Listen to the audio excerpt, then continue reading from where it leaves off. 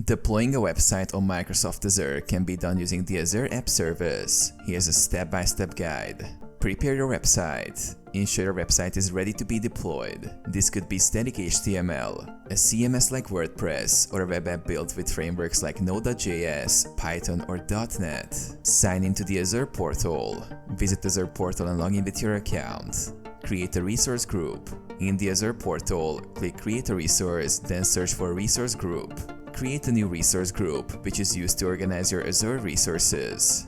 Create an app service. Go to Create a Resource and search for App Service. Click Create and provide the following details: app name, runtime stack, region, app service plan.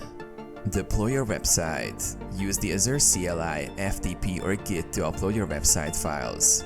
With Git, push your code using Git. Access your website. After deployment, your website will be live at the following: